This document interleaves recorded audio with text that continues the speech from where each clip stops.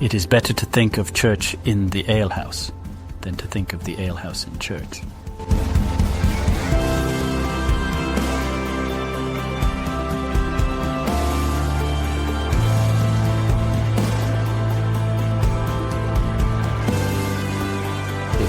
Was Ben here yesterday? Huh? Was Ben here yesterday? Yep. Oh. Ben and Hannah were at Kauai. Oh, dang. Hannah's in town because she had something scheduled in her neck of the woods and it got canceled. She's like, I'll just fly home and do the long weekend there since I don't have anything to do. And then I think she had a wedding schedule. I don't know what. I don't remember. And then Ben is moved back. Okay. Ben's moved back. His wife.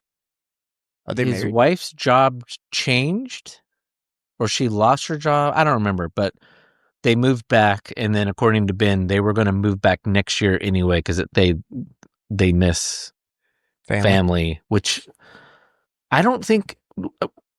Just as a side note, we have a lot of people move back home here.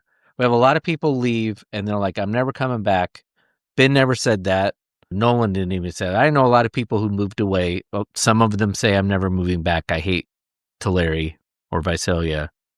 And then they moved back because it turns out it's really important to be around family and friends. And so when I hear the other side of that, which is like conservatives be like, what? Your job got shut down, your plant moved, then move where the jobs are. I was like, that is a really callous, like shallow way of looking how the world works.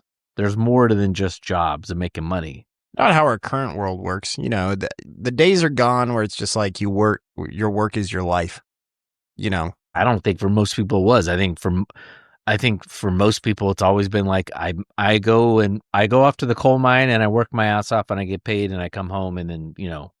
Yeah, but I mean, like, okay, so they were about their like nuclear family, you know. Sure. But now, yeah. But as the United States over the past 100 years has become more social, we've become more social animals than we were before. Whereas before it was like, as long as I have my nuclear family, you know, that's all the socialization I need. I can go work a 14-hour day and then just come home as long as I got my family and my friends at work and that kind of stuff. But now we have where I feel like a lot of people now are starting where it's like, yeah, my work friends, they're not my friends, like, so to speak. I mean, we get along, we chat it up, we might grab lunch and stuff, but I've never met any of them outside of the workplace ever, you know, kind of stuff. So I don't know. I think that we're just different social beings than we used to be. And so I think that makes it more difficult. So like when you go move to cities and stuff and you go follow the jobs and stuff, I think a lot of people still have close knit groups of friends and they're not all exactly looking to spread their wings or whatever and include other people into groups of friends. Yeah, I think it's also in all the cases that I'm thinking about who've moved back, they don't have a career that they're like 100% all in on. And that career pretty much only exists if you live in Manhattan or Los Angeles, and it's like, it is what it is. Yeah. And in that situation, you love your career more than anything else. You love getting up in the morning and going to work and then going to do dinner and drinks with your coworkers or clients or whatever. And so that's fine. But if like your work is something you enjoy, but it's not your passion, it's like, you know what, I'd rather be home back with mom and dad, and we're thinking about having kids, and it'd be nice to have mom and dad and grandparents around to help raise kids and, you know, all that kind of stuff. So, yep. Which is also probably another, like, if you're more inclined to have children, it's like you have more things to think about than just my career. And I'm not shitting on people who love their career, but if you're if you're one of a large group of people right now who your career's number one and you put kids on hold or you just don't have any desire to be kids, yeah, you can see why it's like, no, I don't need to go back home. But anyway, Ben's back home. Cool. He's going to be a teacher. Hell yeah. Little ones, elementary school. Sorry, Ben, I'm sure you don't listen to this, but I'm outing all your deep, dark secrets. Yeah, he's going to come back and teach little kids. Right on. He enjoyed working with kids up in Portland, so that's great. Yeah, so it'd be good to have him back. And it was good to see Hannah. She's always great. She's the rock star of the Pedersen family. So Yeah, so I don't know if you heard me. I won't be here next Sunday for the draft pick, but I'll be drafting from home. So it's past. I mean, it's It is past. late on a Sunday. Danica Yeah, was like, I'm allowed to be. I told Danica, oh, by the way, we're having a draft next Sunday. It's at 7:30. And then like 2 minutes later, she's like, wait, what? 7:30 at night? And I On a said, yeah, what Sunday. did you think I meant? And she goes, 7:30 in the morning. And I looked at her and I said, what are you talking about? And she goes, that's when English soccer is. I thought, and I was like, I just stopped and I said, That's fair. I apologize. That's completely fair and logical. And actually, it is weird that we're doing it 7:30 on a Sunday when there is no holiday on Monday, but that's when we're going to do it. So Yeah, I'm not. Yeah, the second he was like, the second I saw that, oh yeah, we're doing 7:30 on Sunday, I was like, I'm not going then. Like that's just not happening. I'm maybe out. we can zoom you in. I'm out Friday, Saturday for a tournament, so I'm already on thin Oh, ice, yeah. being out, and then I've got morning practice at 5:30 a.m. Yeah, on that's not gonna Monday, and I was like, no, I'm not going. I was like, yeah, that's just not gonna happen. No, it is not. All right. So, Were you able to find a trivia question? I was able to find a trivia question. It's going to be your favorite type of trivia question, which is you have to figure out what AI thinks are the top 10 of something. Friend of the show, Chris Williams, was supposed to send us. He had a Trivia really question? good trivia Oh. question involving movies. He's going to send me. Oh, well, this one is involving movies. No, maybe it's the same one. Oh, I don't know if it is. I'm just giving you, according to ChatGPT, what are the top 10 greatest movies of all time? I think that's what Chris texted me. Oh, did he? Oh, well, wait, you can't look at it then. No. He didn't text me the list. He just. Where did he send that? By the way, it is not going by IMDb fan rankings. And it's also not going by Sight and Sound's 2022 poll. Anyway, it doesn't matter. He sent me something similar to that. It was either on Slack or text. I can't find it, but go ahead. Oh, no. Okay. All right. Here's your Here we trivia go. question. I have not. Just to be clear, it was mentioned. I have not seen what at all. So this is fresh to me. Do you want your lives or you want to keep guessing until? So this is the best movies of all time? Okay. Top 10 movies of all time. Gone with the Wind Is an honorable mention. Oh, for fuck's sake. Okay. All right. Now, Godfather. The Godfather is number 2. A towering crime saga about family and power. 1972. What's the name? Citizen Kane. Number 1, Yeah, there you revolutionary go. in cinematography and narrative. Shouldn't have cut me quicker. 1941. Let me just say about Citizen Kane. It does not. Have you seen it before? I've never seen it, no. If you've never seen it before, any modern person watching it is not going to think it's the greatest movie of all time. But what you have to understand when you see it is, one, the acting is It's 1941. It's 1941, so it's I can't remember the name of the dude, the French dude who changed acting to be method, basically before method acting became a thing. And so the acting is over the top. It's similar to what stage acting used to be. Okay. So acting's over the top. So you're watching, you're like, this is cheesy. It's not. It's how everyone acted. But what you have to understand is the reason why it is considered one of the greatest movies of all time is mostly from the cinematography.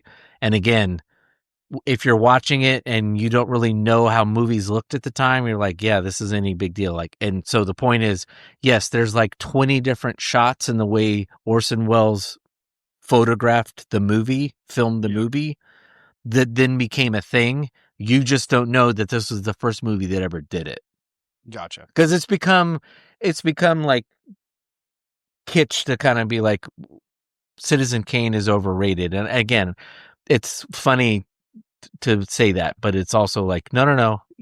I mean, it's kind of like the first time anyone heard rock and roll and you're like, oh, that's cheesy rock and roll. That's not, yes, but it's still like the first time you ever heard it, like it's still, you have to give credit for being revolutionary. Yeah. So, all right. So one, what was I got? One, I have 1 and 2. You have 1 and 2 done.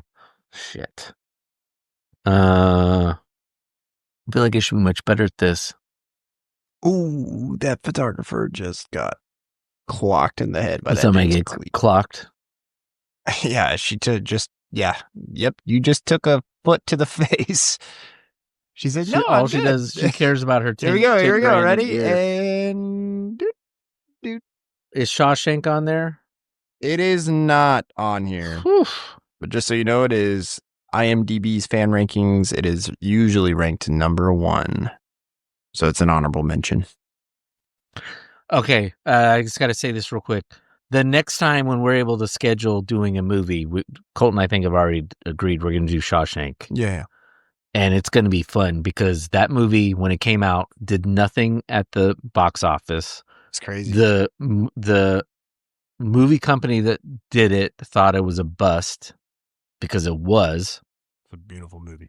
It got nominated for Oscars, including, I think, Best Picture.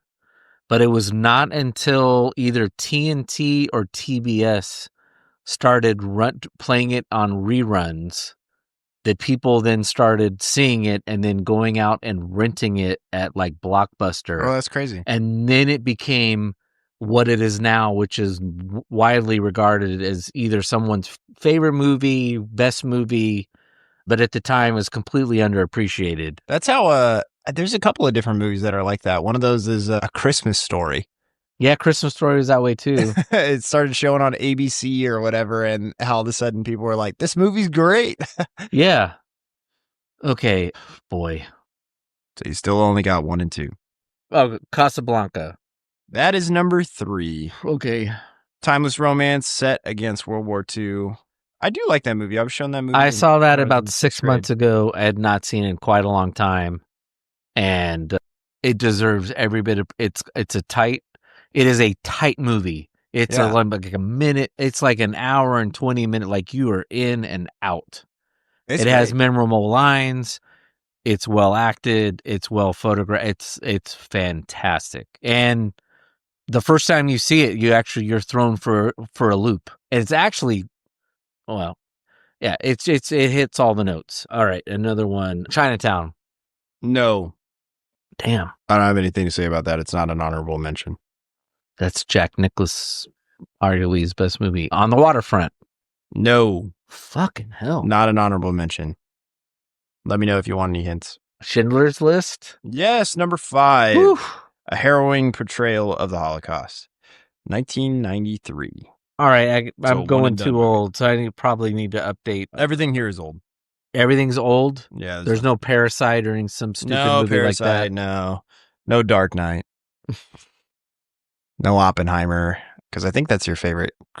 Did you say that was your favorite when we went over the 100? Oppenheimer? Christopher Nolan films. That's what I was Oh, saying about your my favorite. No. I mean, Oppenheimer, recency bias. No, it's probably still, it's still, His first. it's between Inception and Inception's really good. the space and time movie with Interstellar. Interstellar. That was really good. I'm still a Dark Knight guy, but I do love both of those movies, Interstellar and Inception. I mean, it is really like trying to pick your favorite kid when it comes to those I Nolan know. movies. Like when he's at his best, it's like, I was like, it's between that and Interstellar. And I'm like, no, the scene at the end of Interstellar is so mind warping, along with the scene where they go to the planet with the gravity and they all know that time's going to get warped. And then they show back at the ship and the black dude is aged like 25 years. And Anne Hathaway, who is very annoying as an actress, does a fantastic job because she starts crying in that scene. And McConaughey looks at her like, yeah, we knew this was going to happen. And she's like, yes, but it's all been theory up until now. Up until about literally 20 minutes ago for our time, it was all theory. Yeah. And now he's actually fucking aged 25 years and we've only experienced like 2 hours of time. And I was like, yeah, that would be a mind fuck right there. But then now you start throwing at me Dark Knight, all the 3 Batman movies. And I'm like, even those, on one day I might pick the second one. On another day I might pick the third one. It's like, No, it's definitely the second one. It's the second one. I mean, when the dude commits suicide. The third one is absolutely fantastic. But it's the second. The first one is also good. The first one's also awesome. The first one's actually the only one that's actually, I would say, a comic book one. Yeah, that's a superhero movie. That's a superhero one because he goes to Tibet and does the whole thing with Liam Neeson and all that. Up until that point, that was the best superhero movie that had been made. Yeah. And then after that, they became more social commentaries on the day. Yeah, and I still want to say that so that was the best superhero movie. I still don't necessarily know if Dark Knight and Dark Knight Rises are superhero movies. They're not technically. They have superheroes in them, and that you have a man struggling Correct. with, those kind of conflicts and that kind of stuff. But the Batman Begins is a superhero movie. Like I just don't feel like that the Dark Knight and the Dark Knight Rises are on the same lane as everything else. Like I agree. They're in they have a superhero in them. They're not superhero movies. Okay, so we're doing old movies. Yeah. They're all, I mean, I say old, they're all at least, the youngest movie here is 1994. Oh, wait. Oh, I'm sorry. The Shawshank Redemption is here, number 9. Sorry, my bad. Sorry, I didn't see it. No, it's fine. Maybe it was just I didn't expect it to be that low. That's a story fair. of hope and friendship beloved by audiences worldwide. Okay, I said Godfather's Godfather 2 on there as well. Yes, it is. And I was wondering if if you wanted me to say that. No. That requires both because they are rare sequel considered equal or superior to the original. I would say a lot of people say the second one's better. I don't know that I agree. See the score on that game? Was that the USC game? Yeah, 73 to 18. That's what happens when you get 25-star recruits. So you've got you've knocked out 1, 2, 3, 5, and we're doing 9. top 10? Yes, top 10. Besides Coppola, is that how you pronounce the last name? Coppola. There are no repeat directors. Lawrence of Arabia. Honorable mention. Wow. Never seen it. That one's a commitment. That one's one of those old school one that has a intermission in the middle of it. Oh, does it really? It does. It stops about halfway through, and it's like a curtain kind of thing, and it says intermission. They play music and it takes some time. It doesn't minutes. Gone with the Wind have that too? Yes. Okay. And, I mean, it was a thing back then. Over a certain amount of time, it was like, all right, here's your chance to go out and pee and buy some popcorn. And I'm trying to think of other movies that have had that. I'm like, Gone with the Wind is one of those. I feel like there's another one that I've seen. Wizard of Oz. No. All right, that's fair enough. I think that movie's overrated, but it's just the first movie in Technicolor, isn't it? No, it was black and white. That was the first movie that was colorized by Turner. Colorized. There we go. Is It's a Wonderful Life on there? It is not, sadly. That's fair. It's one of my favorite movies. Well, it's fair, but it's also not. I mean, yeah, we did review that, and I think it's... I think everybody needs to watch. Maybe that's what we need. On the Waterfront. No, not even mentioned. Bridge over the River Kwai. No, that's an interesting movie. It is an interesting movie. Why is that one? So I've seen that one. Why is that one so great? Is it having to do with the time? Because I mean, it's a war movie. It's a war movie, but it's a strange war movie. Yeah, but that's why I was like, I don't have a problem with people saying that it's a great movie, but I want to know. I've seen it, and I'm like, I just want to know what makes it so great. Is it based off of the timing of when it was made, and or is it the story? Is it the acting? I don't know. I wasn't viewing it from those lenses when I watched it when I was a teenager. I watched it at home by myself, but well, it is. I wasn't critiquing it. It is fantastically acted by, I don't remember who Holden was the American, and then Obi-Wan Kenobi, Alec Guinness is the Brit.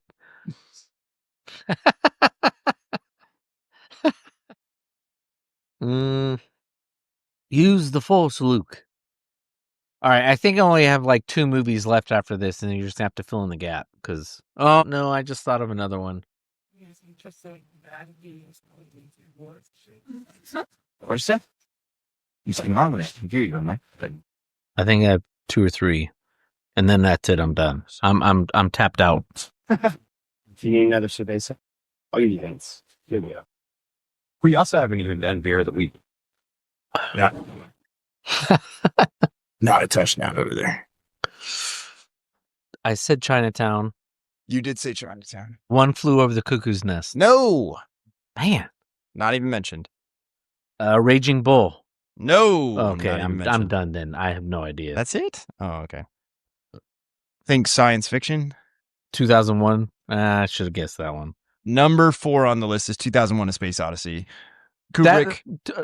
1968 is crazy. You've seen that? I've not seen it. I've read the book. You need to see it. Which the book was written after the movie. So Correct. That's another one where, well, I remember seeing this as a kid. I saw it as a kid. So, when I say kid, after Star Wars has come out. Yeah. And I remember the first time I saw it. So if you haven't seen 2001, you're listening to this. It's an odd story. The story is written by Asimov? No. No. The other. No, it's written by it's not the director, but it's Clarke. That's right. It's Arthur C. Arthur Clarke. C. Clarke. Yeah. Which I bought the Foundation today. I'm going to read that. I need to read that because I'm in season 3 of Foundation on Apple, and I'm now starting to get frustrated. I haven't even seen because I'm very good at being able to keep up with things and play 16 level chess like some of these shows want you to do, and I'm now at the point I don't understand. I understand what's happening as they're presenting it to me, but I've now lost they are not presenting the theory why things are happening. I'm starting to get frustrated. Okay, I don't understand. Why are we doing this?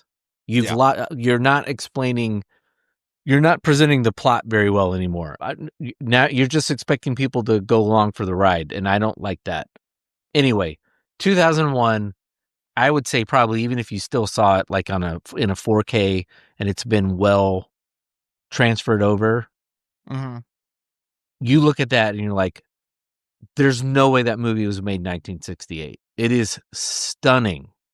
And I remember as a kid looking at it, my first time my dad sat me down and told me, you need to watch this movie.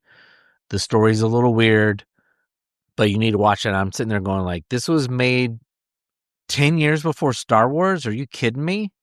And I think it's one of the reasons why there's this, there's the conspiracy theory of the whole moon thing being fake because he did such a good job with 2001 where the movie's made in 1968 and there's no visible I can see that this was a model and I can see the line the wire moving this model to do the ship thing and all that. And then it's also it turned out to be a very prescient, and it continues to be prescient more by the day, movie of AI and turning robots loose and all that kind of stuff. So anyway, okay, so 2001, what else?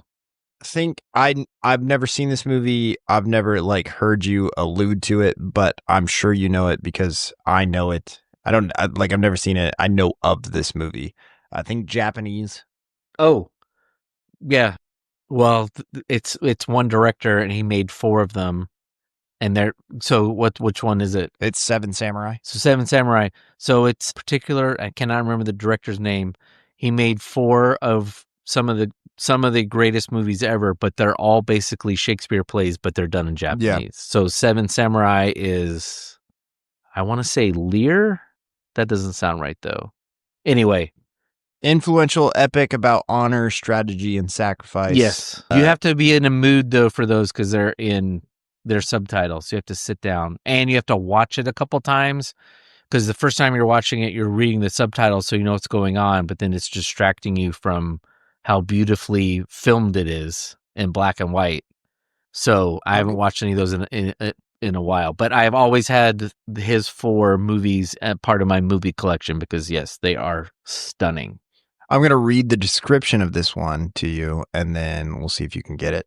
redefined modern cinema with its non-linear storytelling. Came out in 1994. Was that? Oh, non-linear, 1994. Non-linear or reverse linear? Says non-linear, which it could be reverse linear if it's non-linear. I've never seen this movie, so I wouldn't be able to tell you. That sounds like Christopher Nolan's first movie. No, you've 100% seen this movie. It's not Christopher Nolan. It is a famous director. It's not Forrest Gump. That's linear. 1994. I was like, that one's told through flashback, but it's still linear. I don't know. Tarantino? Oh, Pulp Fiction? Pulp Fiction. Oh, yeah. Yeah, that's fair. I have a hard time watching Pulp Fiction because I'm at a stage in life where I can't watch anything that's ultra violent. I either got to gear myself up for it or just be like, watch the parts you can watch, and then when you know something's coming up, fast forward and get through it. Because in my youth, I didn't care. I could go like Tarantino was the bomb. I saw Reservoir Dogs 4 or 5 times, didn't have a problem with it, which Reservoir Dogs is even worse than Pulp Fiction. But yeah, that's fair. I mean, Pulp Fiction was groundbreaking at the time. Last one. You've actually alluded to it 4 separate times this evening. Oh, no. It's a series of movies. Oh, Dark Knight? No, I told you there's nothing new. Oh, Star Wars? Yep. Oh, Star yeah, Wars Episode 4, there. A New Hope. Transformed cinema and pop culture forever. See, that is that's what ChatGPT said. That is completely fair. No, it is. It's completely fair. I just don't think about it. Well, I'm at a stage in my life where I'm kind of over. In one way, I'm over Star Wars. Like I watch it now, it's like it's just a cheesy Western set in space. Yeah. But as I've mentioned about three other movies in this whole top 10 list, yeah, that's true. But you don't understand I just saw last night. I saw Roger Ebert and Gene Siskel doing their second review of Star Wars on their show. So it was basically Star Wars was being re-released, which was like the second of I think 3 times, because I think that movie stayed in the theaters for up to like 3 years or something. Like the last theater that was still showing it was like 3 years after it got released, because they still had enough people rolling in, and so they did a review and said it's being re-released. Definitely go out. And Ebert's going on about how great it is and this, that, and the other. And then Siskel's like, they kicks it to Siskel, and he's like, I've seen this movie 4 times in the theater. Every time I see it, I see something new. And I'm like, that's funny because it just seems like such a plain Jane movie to me now. But it's true. I mean, there's a reason why it became what it was, why every kid, including myself, were buying Star Wars toys and action figures and all that kind of thing. No, but here's the beauty of Star Wars that everybody, I think, misses. And it comes from imagination point of view, where what George Lucas did with Star Wars was what hadn't been done in a long, or at least in pop culture sense up to that point, had only been done in books, where he created a universe. Correct. He created absolutely. And the time, and when was the next one that happened from that point? So you have this happen in 1977. It was a while. It was Harry Potter. It's Harry Potter. Correct. Is the next time where again you have somebody who, how hard it is to create. It's so hard to create something. And there's a reason why original. Those people then make a filthy ton amount of money. Yeah, it's so hard to create something that's so original, so unique, so captivating. And it's why C.S. Lewis and Tolkien are remembered too, because they did the exact same thing, but they did it in book form. Correct. To where now every time that a fantasy book is written, it's written under the laws that they created, basically. Right. The world exists under their laws. They might have changed this or that or whatever, but even then it's still just this with a twist. No, these are and yes, we can sit there and find derivatives of where George Lucas got inspiration for this, everything's for derivative. this, for that. That You know, to me, that's the cheapest argument. Everything's literally everything story form is derivative from about four story architectures. Great, we all understand that. Move on. So and so you and can I know say, wasn't your point, but it was so much fun, and so the genius is retelling one of those four archetypes where you don't feel like you're being retold one of those archetypes. Yeah, and you love the new world. You're just like, oh my gosh, this is amazing. And actually, the first person to do that in book form for the sci-fi genre is that's what made Dune such a huge. Frank Herbert, when he wrote those, was like, all right, let's take sci-fi out of the solar system. You know, because C.S. Lewis wrote his, but he wrote, he wrote going to Mars, his and was Venus, and all of his were from had a biblical standpoint, polemic behind it. The second book, I think, is which is what? That's the one with the robots. I think that might be the one with the robot. The first one is he gets kidnapped and he gets taken up to Mars, and he meets God at Mars and that kind of stuff. And then the second one is he goes to Venus, and Venus is the retelling of Adam and Eve. So it's basically the magician's nephew, but now on, which is again another one of his books. So it's the retelling of Adam and Eve there. And then I don't remember what the third one is. So that's the Space Trilogy by C.S. Lewis, if you ever want to give it a read, which, by the way, NPR's top 100 list of fantasy sci-fi, where they asked 50,000 people to give their input. The Space Trilogy was put on their list, but Narnia was not. So, which is wild to me personally. Yeah. So, which I bought some books for that, and I finished a book from that list this week. So I bought Neverwhere by Neil Gaiman today. I bought another book in the Dark Tower series by Stephen King. I got to keep moving through that. And then I bought a third one. What did I say that I bought? Did I say I bought something today? We were Earlier talking about tonight? No, I don't remember that. I could have sworn I said, Asimov's Foundation. I bought Foundation. And then, because when you said, I got to stay for this injury at the roller derby, I was like, all right, well, I'll just go to Barnes & Noble and just look around. So bought 4 books. But I finished this week. I finished Philip K. Dick's Do Androids Dream of Electric Sheep? I have not read that in a while, but it was good. I did read it, and it's fantastic. Yeah, it was good. If you read it and understanding when it was written. 220 pages. It's a quick read. I got a copy of your Lancel, your the Once and Future King. I did. Danika's like, what is this? He said, Colton recommended it. Have you read it? I need some fiction to read amongst all this academic shit I'm reading. So it's on my nightstand. Yeah, so I really enjoyed Do Android, and that's another one. I mean, it's not an honorable mention on here, but a lot of people love the Blade Runner movies. Blade Runner movies are amazing. The first Blade Runner movie, when you understand when it's made, is visually stunning. It's a great story. Again, I think the more we get towards a world where machines are doing our work, I think it's fair to start raising questions about slavery and stuff like that, particularly as we humanize them.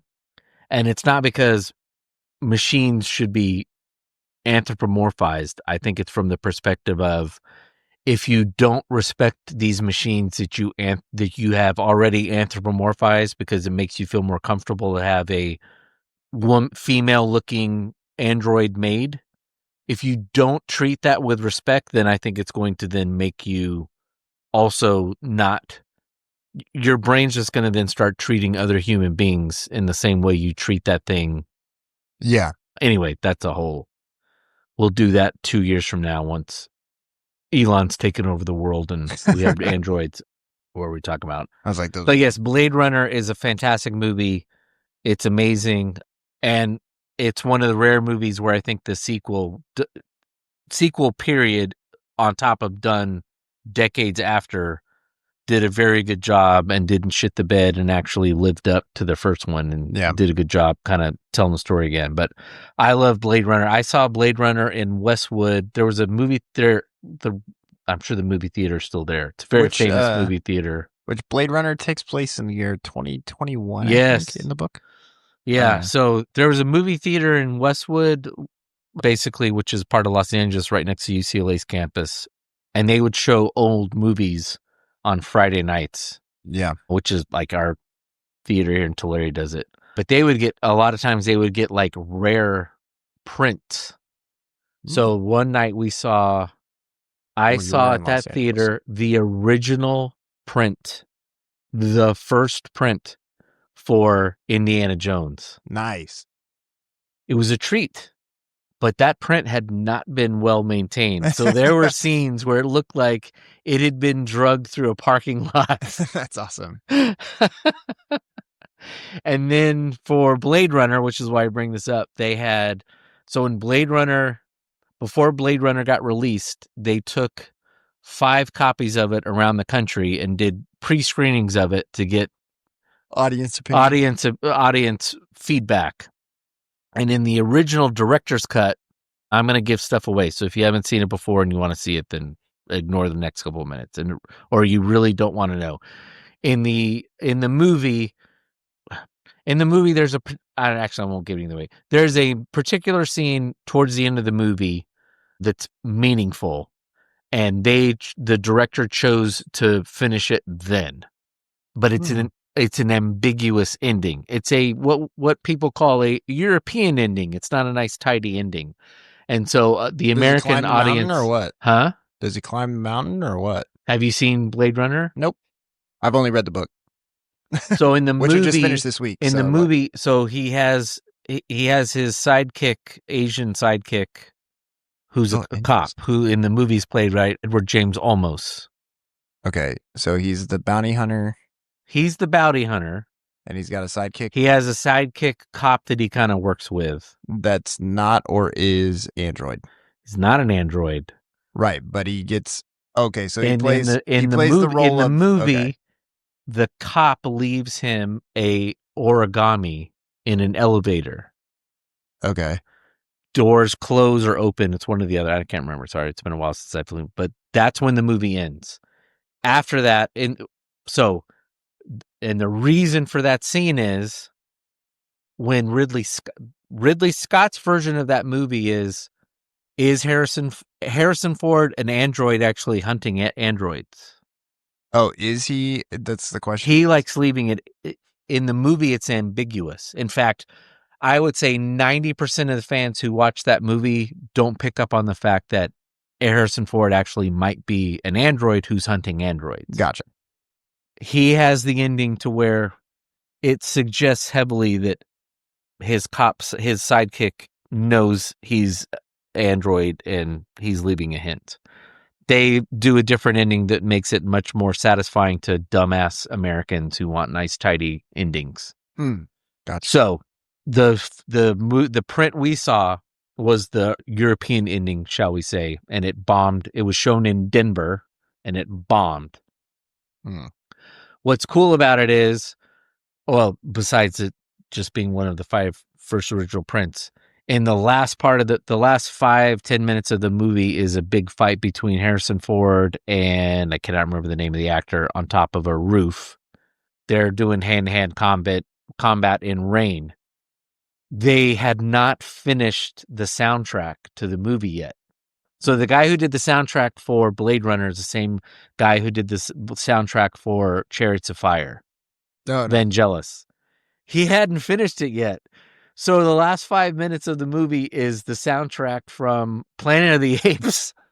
Nice. So it's all it's all drums and all that kind of stuff that was in Planet of the Apes. So it's if you know Planet of the Apes movie too, you're like, wait, what? That's Planet of the Apes movie music. That's weird. Fun. So anyway, which the new Planet of the Apes movies are fantastic. They are. They're actually pretty good. Anyway, so Blade Runner is fantastic. Yeah, I was a big fan of the book, which again, it's not called Blade Runner. It's Do Androids Dream of Electric Sheep. I thought it was really well done. The animals are a little odd. I understand what they're trying to do with the animals. Yeah. I get the symbolism. It's just kind of a weird. I get the infatuation. I get the whole, but it's I don't know. It's strange in the Scott doesn't really address that in the movie. He keeps it more towards this moral dilemma that Which I is think good. if you, That's the beauty of that book. When you read it, you're just like, yeah, that's the nitty gritty. I get what he's grasping at with the animal thing. I'm just like, I feel like that's distracting, in my opinion, from this other message that you're trying to promote that I feel like is a lot stronger and a lot where it's, again, what's the line? You know, where is it that being an android matters? You know, like, yeah, and I think a lot of times that moral ethical question gets poo-pooed, particularly depending on what side of the political or religious aisle is. But I think actually, if you're a Christian, I think it's a more substantive question than you think it is. Like, if I am now becoming godlike and creating quote unquote life, well, and do I not have a ethical obligation to and I think if you were to apply ask me, some sort of level of not humanity, but you know what I mean? Like, but I think that Dick is, because of when he wrote it, and I think what he's getting at is he's not talking about androids. oh, absolutely. I know. Well, So, I that's mean, the thing, that's is what I like, was saying. That's to my point of, like, if you're gonna go around just treating androids like that, chances are you're probably that way towards your fellow human beings as yeah, well. exactly. But you don't. But it's the human beings that you don't view as human beings, right?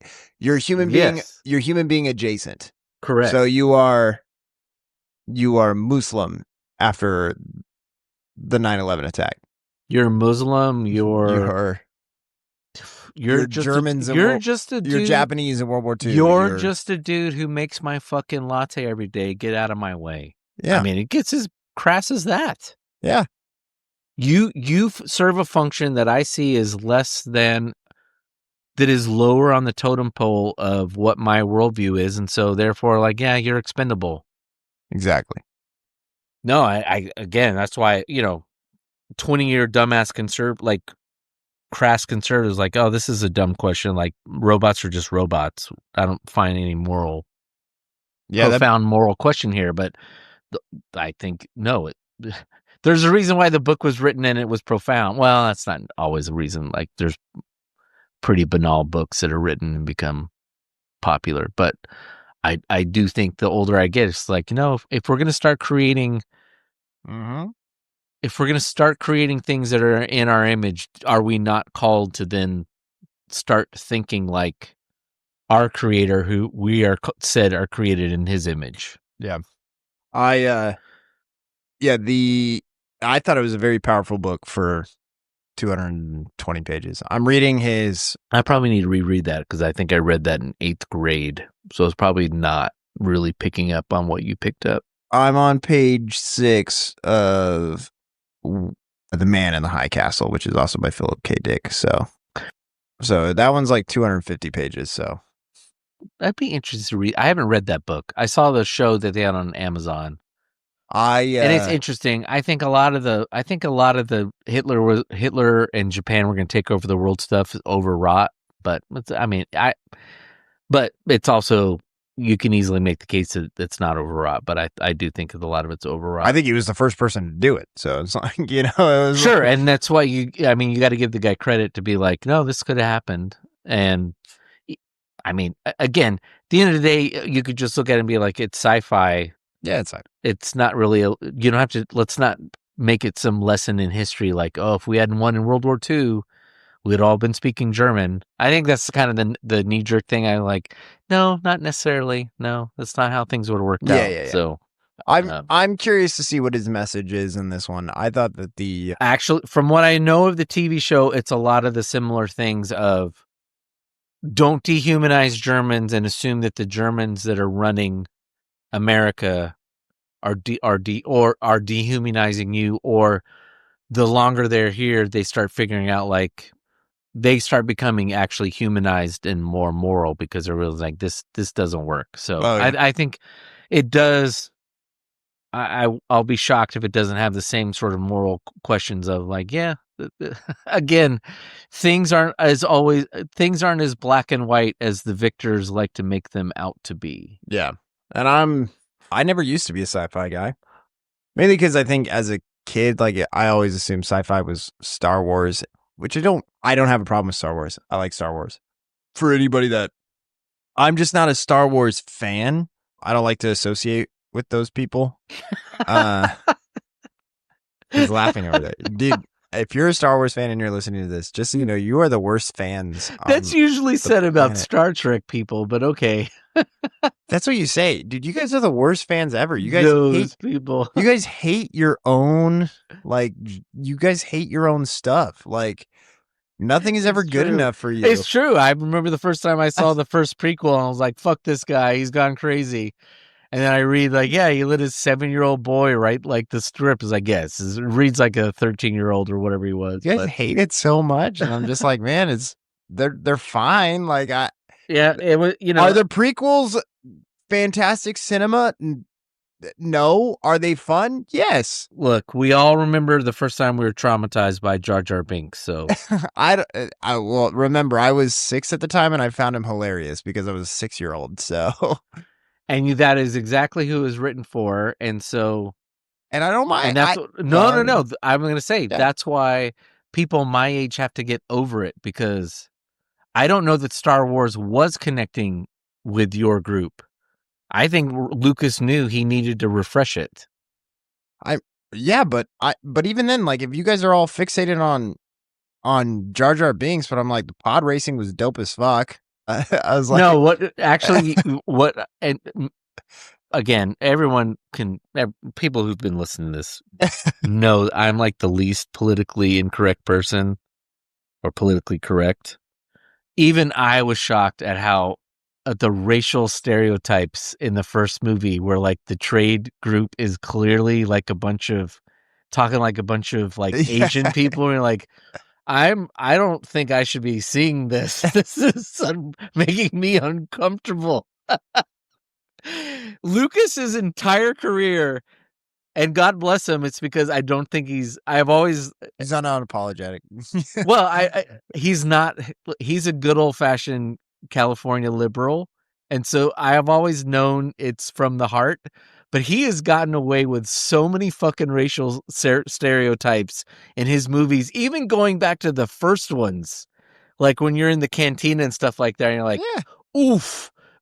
I know where this racial group is taken. Yeah, 100%.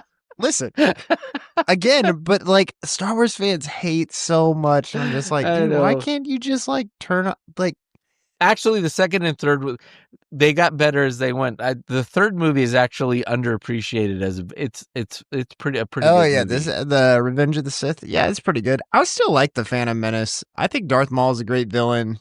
You can hate on Jar Jar Binks. That's fine. No, Jar Jar Binks was not the low. The low. I'm just like, he's only in it for a little bit. The low point for me was the deep polemic discussions between Natalie Portman and the 7-year-old boy about democracy in the Senate, and I was like, oh my god, a 2-year-old wrote this. Literally didn't care about that stuff. I was like, well, I'm a poli-sci guy, so I was this is offensive. I gotcha.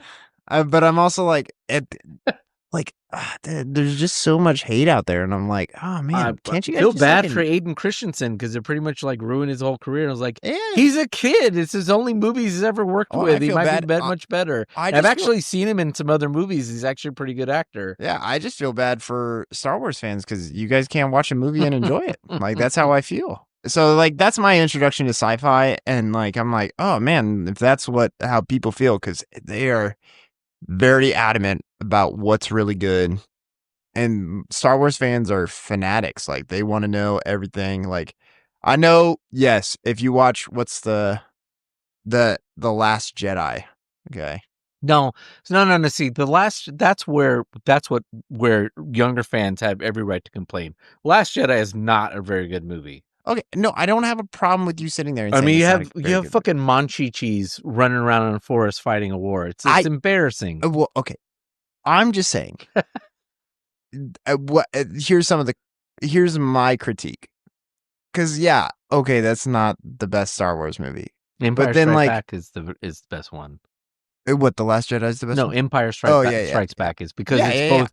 Empire Strikes Back is the best because I think it's Empire Strikes Back and The Revenge of the Sith is the second to best in I my could go with that. opinion. I could go with that. Yeah. And because Empire Strikes Back is dark, anybody who watching it at the time was shocked as hell to find out what was going on. I mean, let's be honest. After the first Star Wars, everyone thought Luke and Leia was going to get together. It was like, what? They're brother and sister, and then Vader's is what? So it's dark on the one hand, and then two, it has some of the funniest lines ever in movies, like he's getting ready to get frozen and she says, I love you. And only Harrison Ford can say this. I know. So great. Yeah, It was one of the greatest lines of all time in movies. It's like, yeah, it is. One of the most I iconic. love you. I know. Han's so cool. He can't even say I love you back. He just says, I know. So, but I do want the only reason why people love Jedi is the first 10 minutes with Leia in her gold gypsy uniform. The Last Jedi? Is that what you're talking about? No, you're talking about Return of the Jedi. I'm talking about Return of the Jedi. Return of the Jedi. Yeah. I was talking about The Last Jedi, which is the second to last of the sequel or the sequel series. No, that one's that's the one that everybody's like, that's like one of the worst Star Wars movies. No, the first one, the first is hands down the worst. But they get progressed. The 2 and the 3rd. You didn't like The Force Awakens? Which one's that one? That's the one where Harrison Ford dies. Han Solo dies. I'm talking about the sequels. The sequels to the I didn't really like most trilogy. of the sequel. That's fine. That one was okay. Yeah, I didn't mind The Force Awakens. That was like, okay, all right, we're starting something, we're going. No, here. the one that really offended me The Last Jedi. The one where Leia goes out into space and then comes back in. That was just so actually the only thing that was pleasant about that was watching that, not drunk, but buzzed with Andy and just making funny comments. Yeah, I know that's the one. But actually, here's the thing about that one, and even what was the one after that one? That was the Rise of Skywalker. Oh, or that whatever. was even worse. I mean, it just got worse. For those two, all I say is just Star Wars fans are just like, how is this? She goes out into space and then she just uses the Force to come back in. That's not how the Force works. I'm like, bro, it's space magic. Like, what? Why are you? Yeah, we still have physics. Look, the problem with those movies wasn't that. It was they had a director who was open about how he didn't like Star Wars. It was like, then why did you hire this jackass? Yeah, so. I get all of that, but at the same time, again, actually, the best Star Wars movie, hands down, is the yeah, I know, a Rogue One. Rogue One. I mean, that's a big fan favorite. I've never seen it. That's how big of a like. Again, I've seen the Star Wars. I've seen the Skywalker saga, and that's all I've seen of Star Wars. So that's all 9. That's all 9 movies. It is now called the Skywalker I will saga. say, if I were a parent, I would not have my kid watch Force Awakens. Or not Rogue One. I would not have them watch that one. Because it is very much an adult. I mean, I remember watching that and thinking like, someone took Band of Brothers and put it in the Star Wars genre. Where like, we're actually going to be serious, and people that you love and have gotten acquainted with in the last 2 hours are going to die, and it's not going to be pleasant and that kind of thing. And like, frankly, that's not what Star Wars should be. Star Wars was and is. It's science fiction, and it's kind of a kid science fiction. And so, yeah, like Rogue One, it's kind of like our whole Dark Knight and comic book thing. Like Rogue One's a standalone. Like, it's part of the Star Wars thing, but it's actually not. It's not. It's like someone decided like, fuck this, I'm going to make an anti-war movie in the middle of 9 movies that glorify battle all the time, violence, and said, here's what happens when you go. It's the anti-violence movie, and because you just get hit with it, which is also why the TV show that they just completed on Disney that's tied to Rogue One is also Andor is amazing. In the last season, every time I watched an episode, I would turn it off and just kind of sit there for a couple of minutes and go, I had to think about that. That's pretty, like, it was It had some profound writing again, but that is not what Star Wars is. Star Wars is, and I'm not It's criticizing. adventure. It's adventure, fun. It's fun. campy. It's Yeah. yes, people are dying, but you're too young to really worry about that. And like, Well, and that's actually one of my critiques from Star Wars fans is like, why do you care so much when it's just a fun ride movie? Like, if you thought it was something other than that, like, again, if you get upset about Jar Jar Binks, I'm like, bro, he's just a fun, low-reaching character. he wasn't written for you. So is Chewbacca, by the way. Yeah. Like, No, he wasn't. Again, those movies were written to get a new generation of kids who hadn't grown up on Star Wars to then watch that and then go back and watch Star Wars. Yeah. Well, and I don't mean that in some like crass, like corporate way of like, we got to get people to rewatch Star Wars and start selling Star Wars DVDs and Blu-rays. Like, no, we need to get more kids back in on this thing. So, and my pushback, well, and so that's my introduction to sci-fi. And so, but then I've explored and found Andy Weir is my favorite sci-fi author. He's only written 3 books, but the 2 that everybody knows is The Martian and now Project Hail Mary, which I hope that they make a movie out of that one, because that one, I love The Martian. I think The Martian's fantastic, but I think that Project Hail Mary is better. It's so good. I think both of those books are S-tier science fiction. They got a lot of math and a lot of science in them, but they're so fun. And so from that, I've been able to really start enjoying science fiction more and more. And so Do Androids Dream of Electric Sheep has been great. So I'm excited to read The Man in the High Castle. Got The Foundation. I also bought The Martian Chronicles by Ray Bradbury. Ooh. So that they tried to do a miniseries of that when I was a kid on ABC, I think. I might have mentioned this in a previous episode. They need to redo that one, because I think those are really good books from my memory. Yeah. That's why I switched it. And I think that'd be a really good, like 1 or 2 seasons on Apple or Prime or something. Yeah. Yeah. Bring back miniseries and also make books into TV shows. I don't like. Yeah, they've got to be, now that we can do miniseries, people are okay with, like, even if it's just a book that'll work in 3 episodes, like, go back to that. Yeah, do that instead of doing. See so many movies these days that were done from a book, and then you read the book and you're like, damn, if they only read that now, it would be they would be able to do so much better with it. Well, and books are episodic. Like their chapters are. Yeah. Even if they leave you on a cliffhanger, they lend themselves to television more than they do to movies, in my opinion. So, and I actually, when I really felt that way for the first time, was watching The Witcher, because I read the Witcher books, or I've read some of them, and I watched the Witcher show, and I was like, yeah, every book should be done like this from now on. Like, because it's just like, oh, that was that chapter. That was that chapter. That was that chapter. And I was like, yep, this is how it should be done. I was like, you can do your own artistic styling or whatever and do your own stuff. But it was like, everything lended itself to this. And I was like, yeah, that's how books should be done from here on out.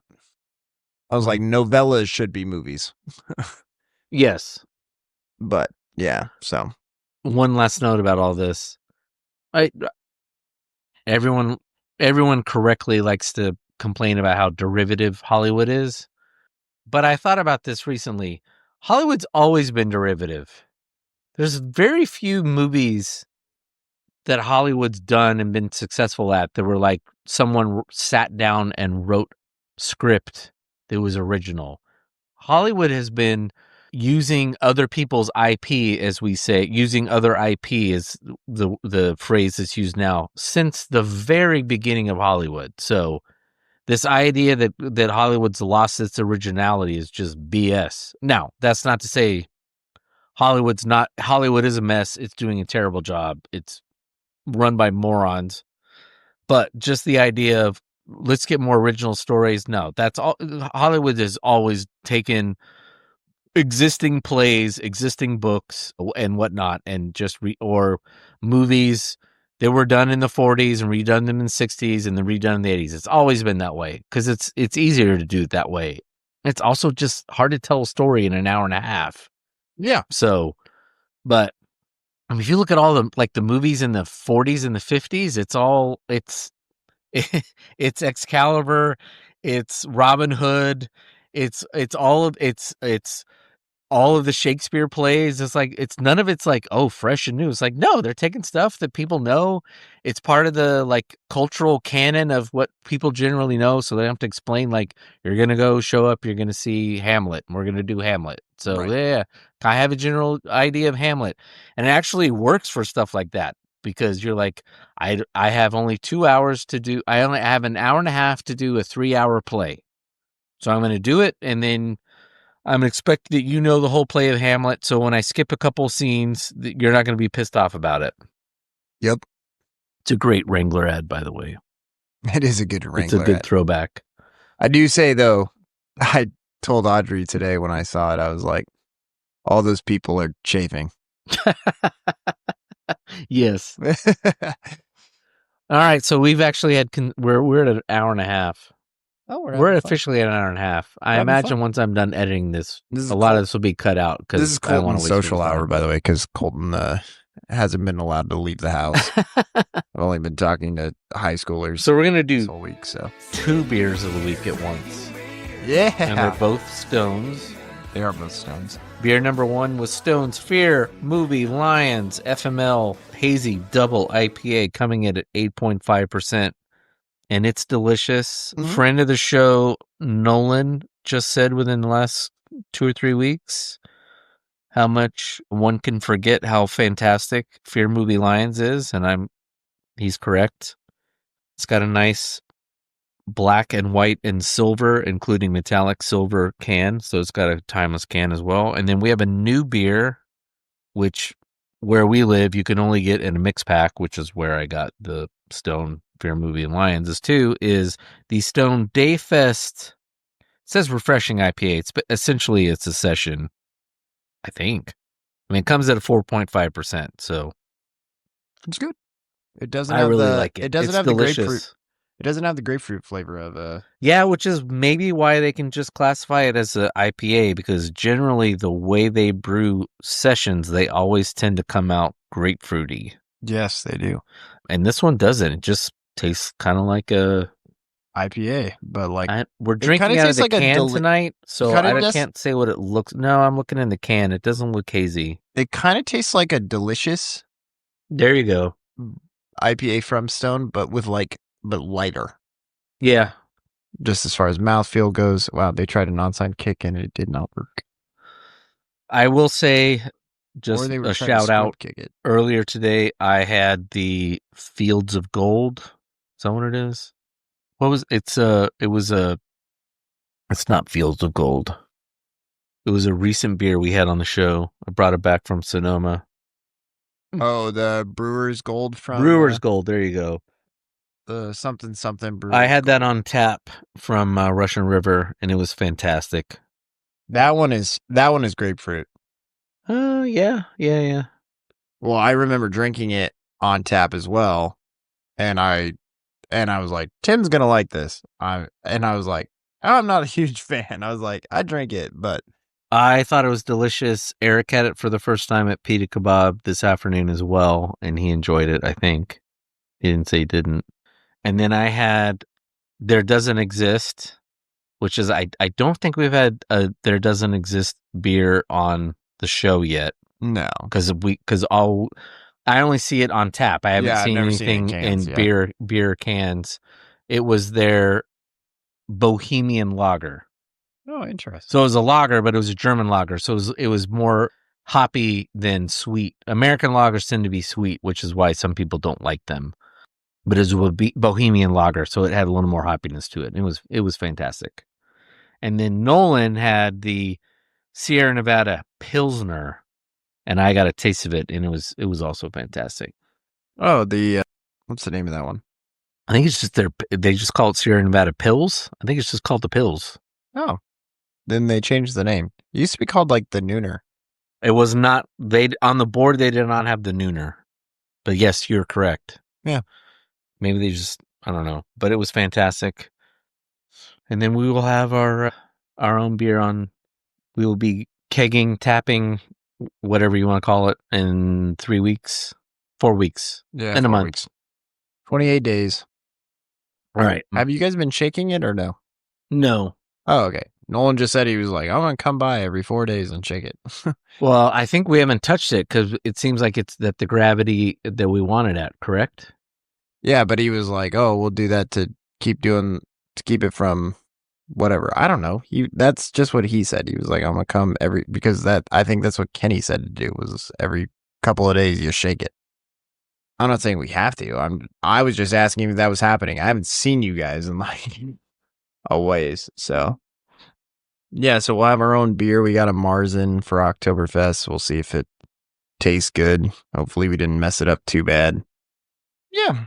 So Oktoberfest is about a month away. And I don't have anything else to say, so I'm just going to cut out and let Tim edit. Taking the whole June tank. I have a girl and she's my TA. Oh, interception.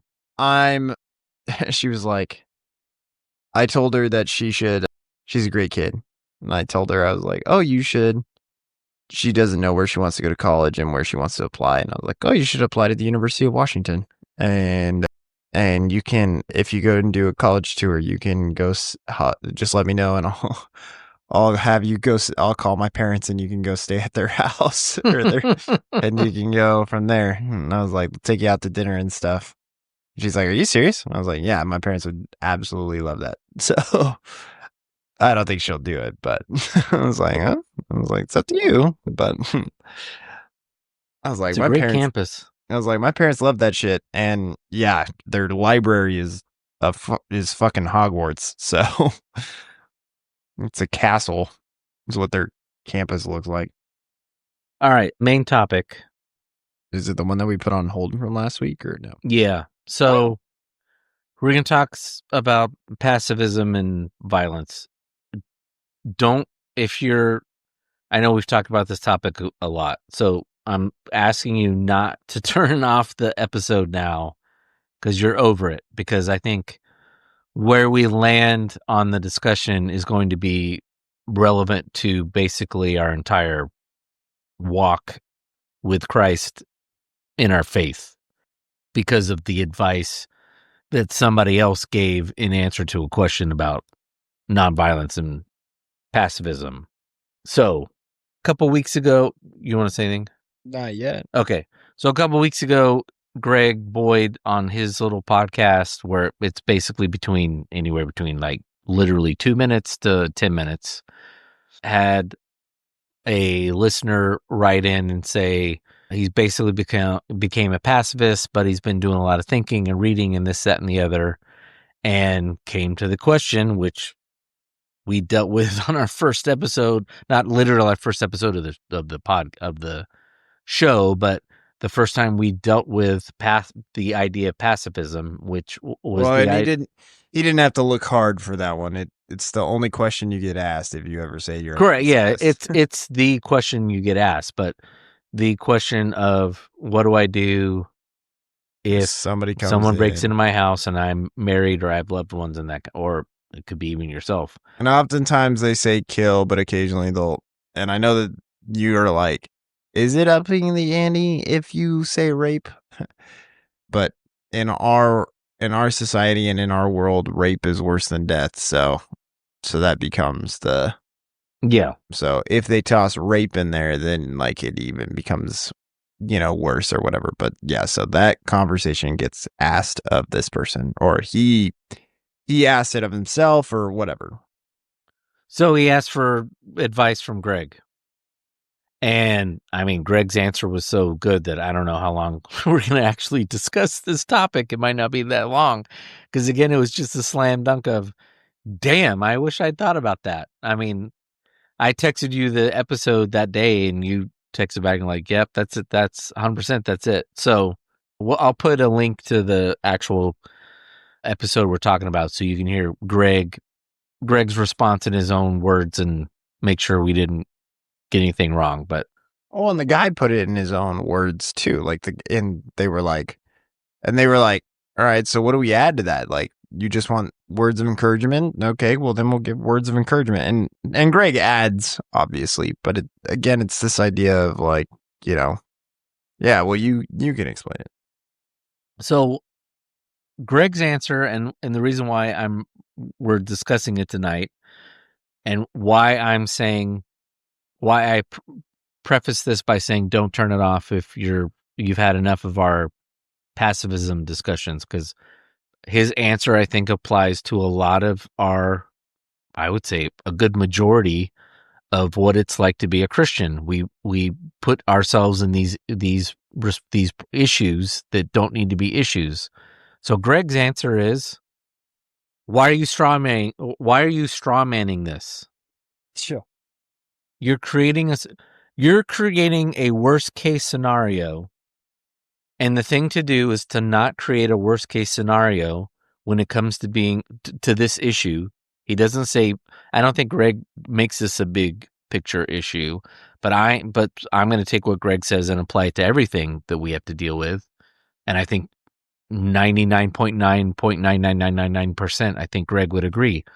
This is what we do in too many areas of our Christian walk is we say, well, this is the thing, but then we try to steelman it, and then we figure out a human way to steelman it, and then we say, well, then that can't be what it means it says.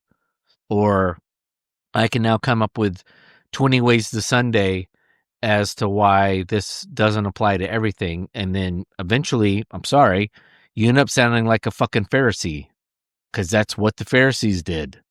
That's what Judaism did before Jesus, not because they were Jews, because that's what humans do we always sit down and try to create a rule-based system, and then the first thing you do is then to try to then create caveats to either get around it or figure out why this can't really mean what we say it means, because if it did, it falls here, and that can't possibly be the thing, so then it doesn't mean that. Well, and then Greg's point is, no, don't steelman it. That is a situation, if you're a Christian, in America in particular, the idea that someone's going to break into your house and kill you and your family, or kill and rape your family, is so minuscule as to it being irrelevant. And so what you do is you don't concern yourself about the possibility, this thing that might be statistically almost impossible.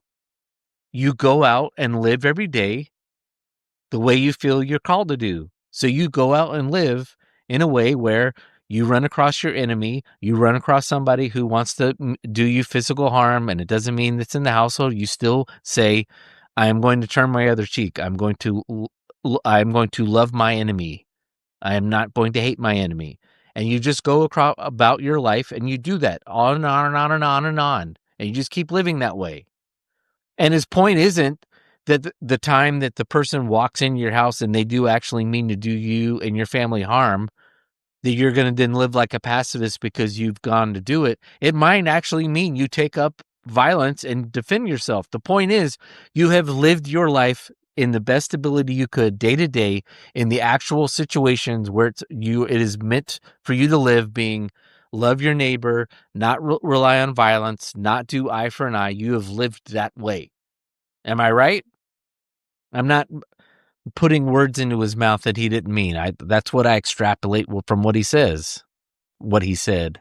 Yeah, no, I agree. But this is always what I have said, and even when I said in the first episode, is that it's a choice. Like, you have to choose this for yourself. Like, you have to sit there and say that this is what I've been asked to do, and this is what I think is best for the world. And so therefore, I have to make this decision that is completely countercultural. And I think that this is something that the United States and everybody in the world struggles with, but especially in the United States, because of how much we emphasize violence in our country to not only take what you want, but also to protect yourself. It's in our DNA, because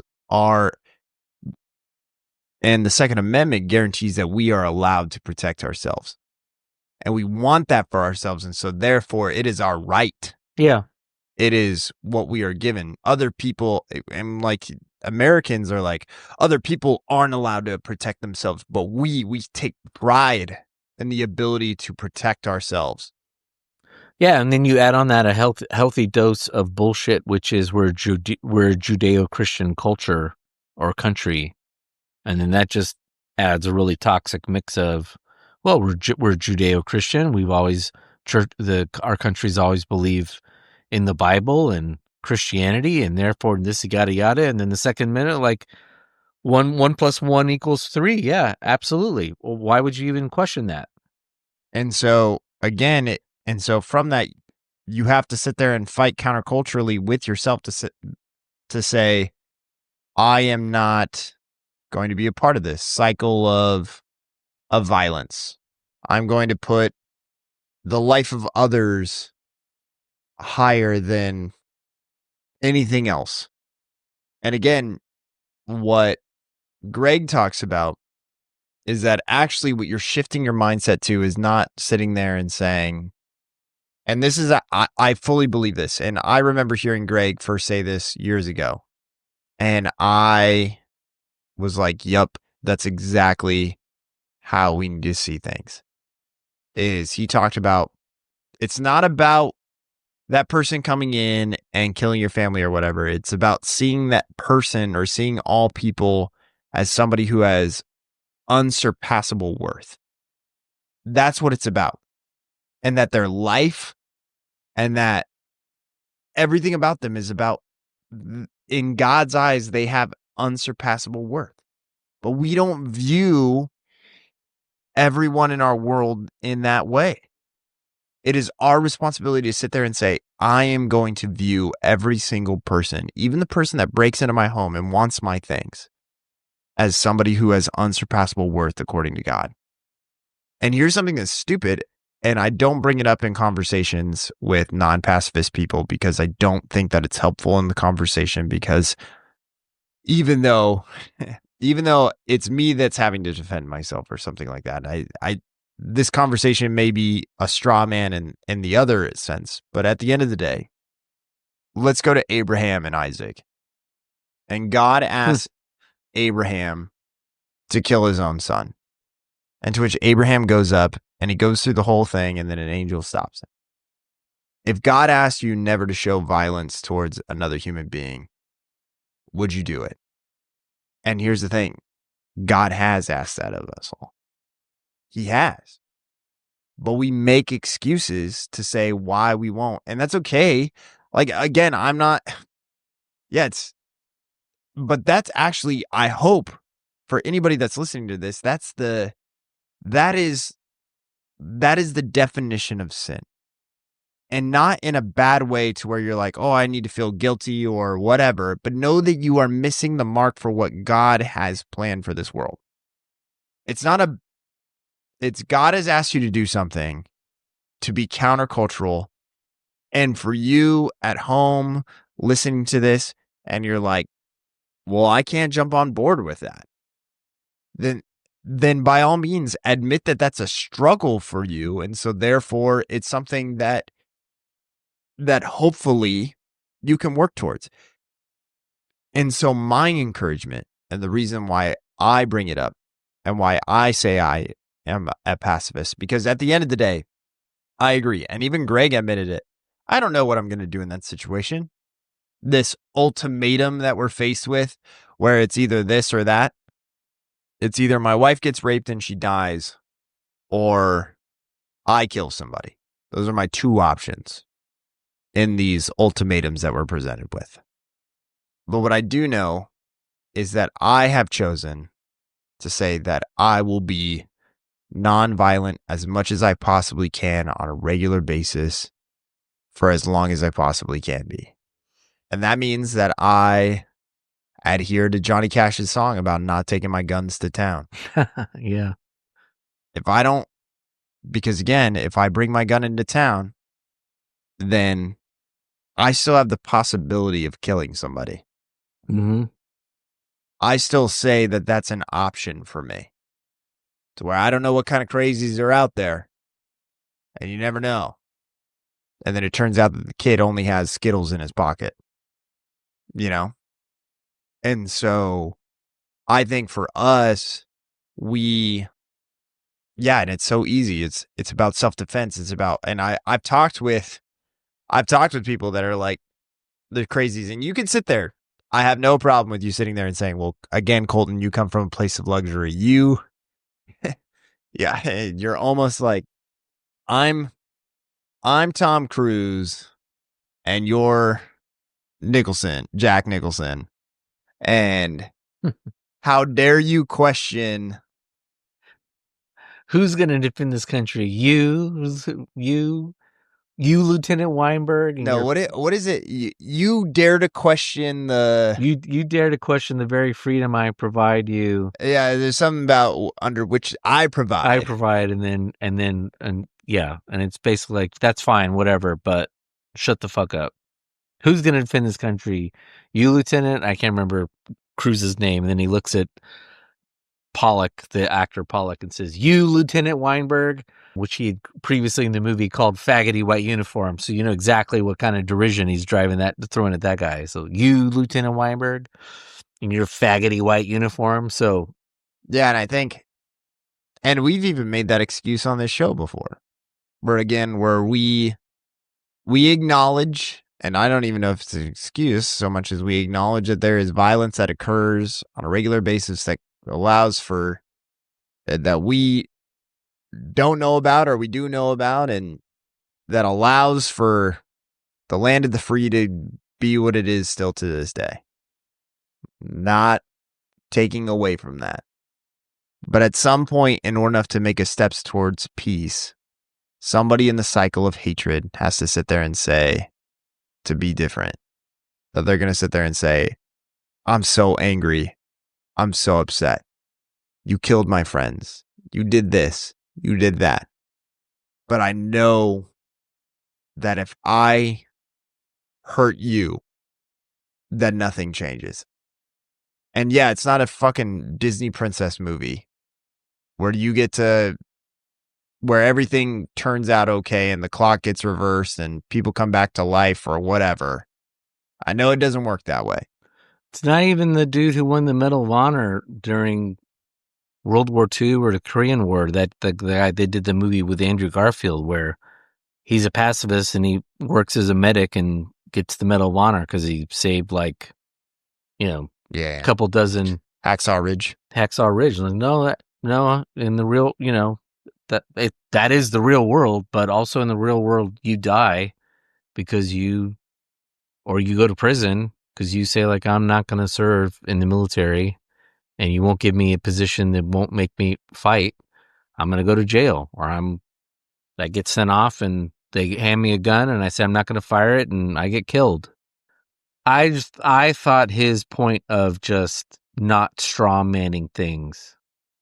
Well, not using that as an excuse. Yeah. Yeah, because I think that that's what people do, is they're just like, well, you use it as a cop-out where it's like, well, I obviously would defend my family, and so therefore, I guess I'm on the side of violence. And you're like, well, wait. Well, we've been very adamant. We've been very vocal about how divorce has been used to, I think, persecute, damage women by the church, because we've had this ridiculous view that somehow, like, divorce is like one of the top sins, and so you can't do it. And so, but by the same token, the flip side of that is, if you set out about trying to straw man it, then it becomes very easy. Like, well, what if he does this? Or what if she does that? Then what if she does that? And at the end of the day, then you start talking yourself into, well, it's not really that big a deal. There's not much of a line between him beating me up in front of the kids and this happening. And so therefore, like, divorce isn't that big of a deal. Yeah. Whereas I think as Christians, we're called to be like, no, I married this person. I need to die to myself. I need to love them even as they're destroying themselves as much as me. I need to do as much as I can to keep this marriage going. That's much easier to do if you haven't like just sat out from the very beginning and like, all right, this is what I believe, but I'm going to straw man this. Yeah. Well, and that's it's a fallacy for a reason, like it's a break in logic for a reason, because you are thinking things through incorrectly. And so again, it's what God has asked of us. And it's one of those things that gets swept under the rug, where it's like, yeah, God asked of us to not covet, and so I'm working hard on that, and God asked me not to do this, and God asked me not to kill people, and or not even that. God asked me not to, steal or cheat on my wife, and so we all sit there and we're like, all right, we're gonna keep doing that. But the violence thing, nah, God would understand. But it's not about whether or not God would understand. It's about God wanted you to be better. What you are wanting for is something that is in our bodies as a natural response. What he's asking for is not natural, and nor is it easy. But I don't see a push. There is not a push in this country at all. No pastor is going to get up there on a fucking Sunday morning. Greg Boyd occasionally, like, you have a couple of them around the country, but nobody's getting up there and saying, all right, turn it all over. Don't defend yourself if somebody's socking you in the face. I think there's another part of it too. I do wonder if there are, and again, I'm not trying to straw man this. I'm not. You are. Just hear me out when I do think there are times we do live as Christians. We do live in a fallen world, and I think that fallen world sometimes puts us in a position where there are no good choices. Yeah. So just hear me out here. And so, what I think gets lost, because what we haven't said so far, I didn't say it, you didn't say it. Greg makes a point too, I think, appropriately, and I'm hoping at one point we can spend maybe an episode talking about this. What you and I have done a pretty good. We've tried to set out a lot of ways where our version of Christianity is kind of a modern way, and we don't really. We either don't know or we take for granted that our version of Christianity today might not be kind of what it was closer to the New Testament. And there's reasons for that. And he goes out of his way in this episode to basically, he blames Augustine for this whole pacifism, non-pacifism thing. And he cites Augustine's just war theory specifically, and how Augustine goes through and tries to give all these caveats to where war works, because, to be perfectly honest, Augustine's working for, his patron is the government, is the emperor, and the emperor is looking to go to war, and the emperor is looking for moral Christian caveats to give him a moral Christian excuse to go to war and kill a bunch of people. And so Augustine sits down and says, oh yeah, here's all your predicates. You weren't attacked first. You have a good reason to think you're going to win. It's not like a drawn out war where no one's going to win. Like, he lays out, I think it's 4 reasons that give you justification for going to war, which is modern just war theory. It's thrown around every single time the United States goes to war, is thinking about it, by Christians and non-Christians. And Greg points out and says that and a whole bunch of other Greek philosophy that infected the church during a certain period of the church really warped a lot of the thinking we still have today. We took Greek logic and injected it into the gospel, and in a lot of ways, the gospel is not meant to be the gospel mostly is not meant to be logical. In fact, it's supposed to be illogical. So, stipulating all that, I do think we live, particularly if you lived 200 years ago, like in the West, like rural West, you live in a very fallen world, and you're trying to do your best to navigate that. And so I think your position is the correct position of, no, I'm not going to take up arms. This is what I'm called to do. Where I would say it's not a happy medium.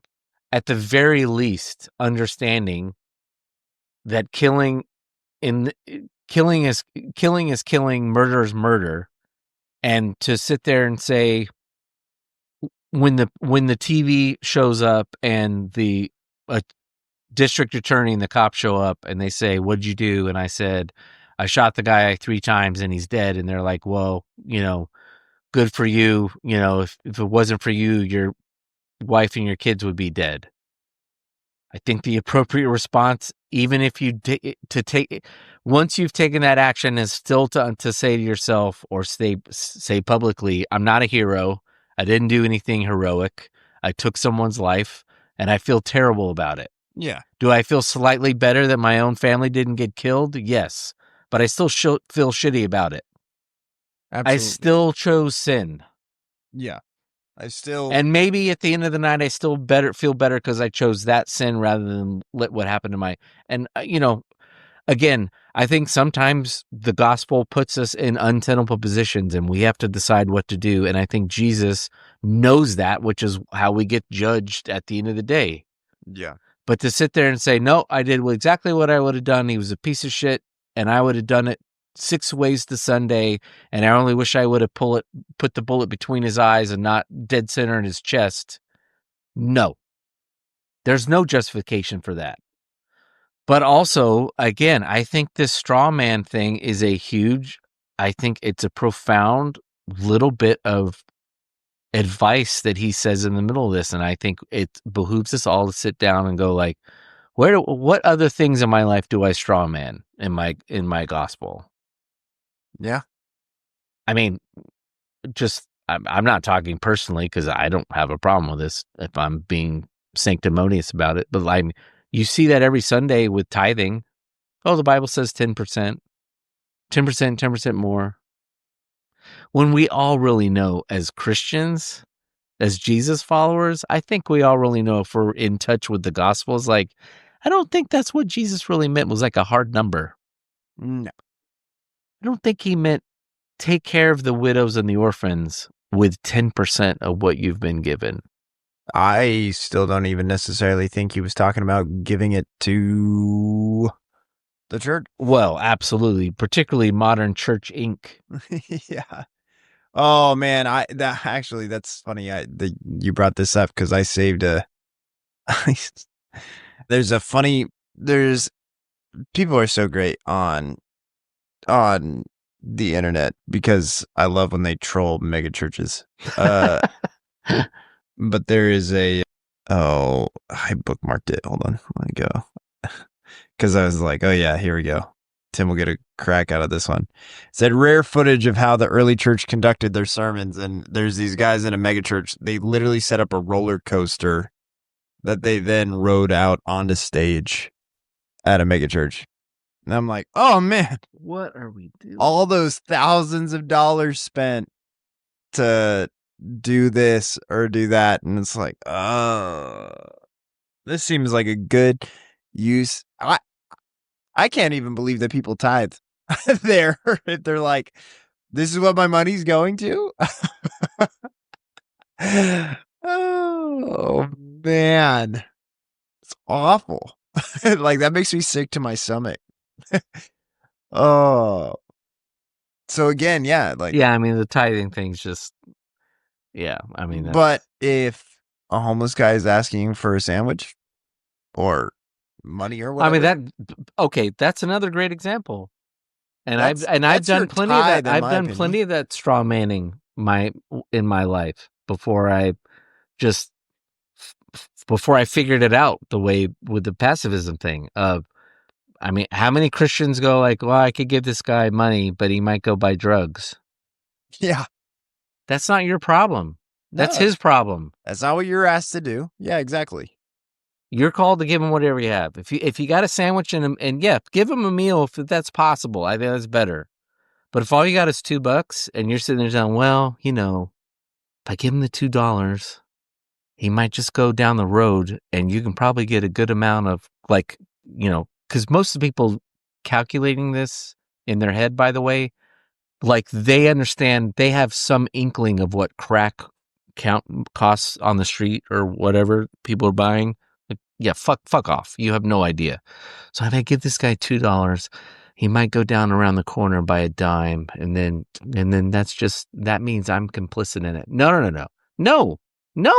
I don't think they care if they're complicit in it or not. Just more of, I don't want to perpetuate the cycle. There you go. Yeah, that's true. And Greg's fundamental statement he makes is, don't think about all of that. Just live every day how you're supposed to. Yeah, it's not about it. And then after a while, it just becomes a thing. And so if you ever then come across the extreme thing that tries to break the rule, you'll either live up to the standard that you've set yourself up, and yay, bravo, or you won't. But guess what? You've spent 99.999% of your Christian life trying to do it.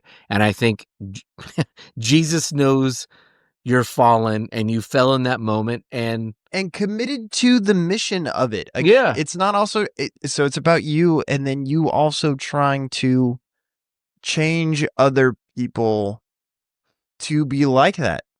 I was like, if you want a world where people don't resort with violence, but you are okay with violence, how is it ever going to change? You have to be different and then ask people to change. Yeah. And sit there and say, well, I view things differently because this is how I view things. I can't tell you how many great conversations I've had with people where I don't know if I've directly changed their perspective, but to which they've said, oh, wow, I do agree with you on that. I don't necessarily agree with you on everything, but oh, yeah. And they change the way that they've had that just by the fact that I've said, yeah, I believe in pacifism because I want to see a world change. And somebody has to say that they're willing to be that type of person. Yeah. And I was like, and it doesn't mean that everything's sunshine and roses and like, you know, it's not like fucking veganism, you know, but it's still me sitting there and saying, I want this world to be better. And so in order for it to be better, we have to be different. And we have to choose to be different. But who's he going to be? Well, I can't control other people. So the best I can do is control me. Yeah. And it's on every single thing. Tithing. You want the world to be different. Look at yourself. Again, the scripture is about looking at you. We want other people to change so much. We want, like, we talk over here where we're like, we want people to be better about violence or better about this or better about that. But if we ourselves are not changing or we're not fixing those situations that we see in our world, then how is it ever going to change? If people aren't willing to sit there and do it, if God's chosen people aren't willing to sit there and say, I'm going to follow what God has asked of us and change, then why are we asking for other people to change? Yeah. Or why are we upset or mad at the world for being the way that it is? And that's what the church has done for such a long period of time, is where we've just sat there and just been like, all right, we're willing to do this, that, and that. And yeah, we become Pharisees where it's like, okay, we do this, that, and then we get to put ourselves on this higher level tier because we change this and that. But I'm not going to fall into that. I'm not going to do that. I'm not going to eat with the Samaritans. The Palestinians. But I am going to be at church every Sunday. Yeah. Because that's the shit that matters. Sure. That's the place that tells me I've arrived. I have a question for you. Is it Andy's question? It's Andy's question. It's a good question. I'm not saying it's a bad question. So you've had two youngins now since we first did our first episode. You've seen a boy and a girl come into the world. Yeah. I know what your answer is going to be, but I think it's a good question. One, have you I won't say rethought, but you're looking at your son. You're looking at your daughter. These things are now tangible. It's not theoretical. And I am not asking you to straw man. You know where this question's coming from, and Andy thought about it, and Andy's coming from a good place too. So, and I know you know this. This is for the listeners to know this. But I think it's a good question of, things are theoretical, And we're talking in this episode about not straw manning things, but having children is as much an emotional experience and tug as it is anything else. I think after you've had a daughter, you think about women different than you did before if you're a man. Have you thought about it? I mean, it's not wrong. It's not bad if you haven't thought about the violence thing. Oh, I mean, so like, the question is, I mean, my answer is still the same, much in the same way. And again, I texted you when you texted me Greg Boyd's thing, and I listened to it. I said I couldn't have said it any better, and so therefore, the answer doesn't change because I view it in the same way that Greg Boyd does, and therefore I don't have any. And always what I have said about pacifism is that, yeah, you can sit there and say that it comes from a place of luxury, and to where, yeah, I haven't had to have this ultimatum 1 in a 10 trillion chance situation occur. Can it happen? Sure. And there's like, but at that point, I also shouldn't swim in the ocean because I could also get attacked by a shark, And I will say that like having kids changes you. And so, yeah, I do have 2 kids and I do care about them. And it's weird how crazy you feel attached to your children. My daughter has had 2 interesting health issues. They've been scary. They haven't been great. And it's crazy how concerned I get over them. Something that I never thought like I would get so worked up about and like worried about or whatever. And I get that. Like, and so I never once in my life would have thought that would have been me. And yet here I was 1 month ago, scared, and then a couple weeks ago, scared. And I was like, man. And so I get that. And I get the natural response that we have as human beings. It's just, And so, yeah, I'm attached and I do think that it changes me, but I don't think it changes my answer because, again, I don't live in this world where that straw man fallacy or that ultimatum therefore dictates my behavior.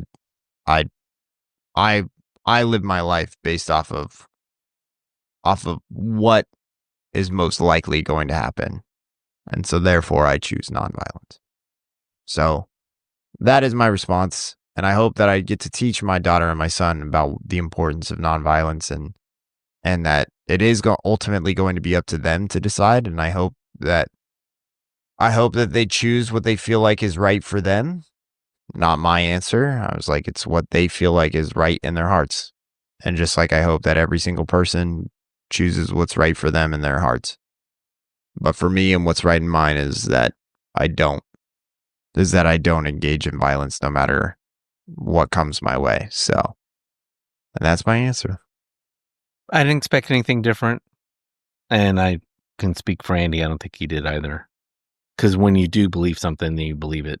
Again, having a child or 2 children or 3 or 4 doesn't change that. And I'll still say this. And Greg didn't say this specifically, but again, I think he would agree with this. I think it was kind of implied that if you do live your life where you're like, I'm not going to take a life, and on that day something happens and someone breaks in your house and you find it somehow that you've killed an intruder who's threatened your family, I don't think that makes you a hypocrite either. Yeah, I don't think so either. Because, and I think this is what again, I think Greg, he didn't explicitly say this, but this was his whole point of like, don't worry about that. Because in the moment, no one's really honest. I mean, we always assume that when someone breaks in is going to take action. I think is always assumed in that. And what we don't want to talk about, because particularly when it's a bunch of dudes sitting around, is when that moment happens and I can't stomach, I'm faced with the idea of pulling the trigger and I can't do it because that means I'm a pussy. Yeah. Or a wuss or a coward or whatever preferred word you want for that. And I don't think it makes you a hypocrite one way or another. If you spent your entire life saying like, no, if someone broke in and they were going to kill my wife and my children and I'm going to do this. And then when it happens, you don't do it. I think it makes you a hypocrite. I don't think it makes you a coward. I think you have one of the most fundamental human decisions to make in a moment, in a flash moment. But by the grace of God, does anybody else judge you except God in that moment? Yeah. And so if the worst happened and 5 years from now, someone did break in your house and it turned out, Colton managed to kill the guy or whatever, my response would be like, well, I guess that whole pacifism thing went out the door. Because again, not to belabor the point of it is, we are called to live extreme truths and follow those extreme truths. And the more we just tell ourselves that's the extreme truth, we have to follow that truth. One, the more likely I think we are in the moment. And two, as you said, the more likely we do that and tell others about it. Hopefully we're making a difference in the world where those extreme truths become less extreme truths and don't become considerations we have to make because people aren't living in a way to make those extreme truths reality.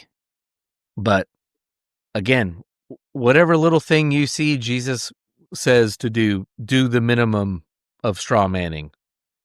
Does he really mean this? Yeah, he does. When he says die to yourself, he means sometimes physically die to yourself. And a lot of times what he means is, yeah, you're going to sit there and you're going to take a lot of shit and you're going to go over and over again and take all kinds of abuse, mental, physical, whatever, from someone individual because they're in your life and you can't get away from them or do anything about it. And your job is just take it until that situation changes or that person realizes what they're doing is wrong or the worst happens and, you're in a terrible situation and your life is ended, which is why at the end of, I don't want to get this on the whole afterlife thing, but I think this is why it's imperative that I think that's why people do believe in the afterlife, because sometimes, to live as a believer means a lot of times your life isn't pleasant and we're not living for the afterlife for sure. That came up yesterday at Kauai when we were having some discussions. I made that point of, maybe we should stop focusing on the afterlife and focus on today. But anything else? No, I don't think so. All right. Well, we thank you for listening to this episode of the Go to Hell podcast. I don't care if you rate and review it at this point. Just tell your friends about it if you like it. We're at year 2. I am kind of interested in if in the next couple months. Usually it's you're like year 2, year 3 when podcasts kind of take off. You and I have made it clear we're not in this for it to take off. But I am kind of interested and intrigued to see if we get some kind of momentum hit because we've got enough episodes in the can, so to speak, and people start picking up on other things. Oh, I like these guys. I wonder what else they've said about this, that, and the other. So we are in an interesting year of a podcast. So looking forward to the next year with you guys. And who should go to hell? Star Wars fans. If you think Star Trek's better than Star Wars, you can go to hell. Bro, the new Star Trek movies are great. The new Star Trek movies were great, but the Chris Pine ones are Star great. Trek fans are just douchey, crazy people. So. I don't know. I don't know anything about them. I'm not that invested. Well, I'm not aware of the term starries, but there are Trekkies, so I don't know. Anyway, you can both go to hell. I don't care. I mean, they're just movies, folks.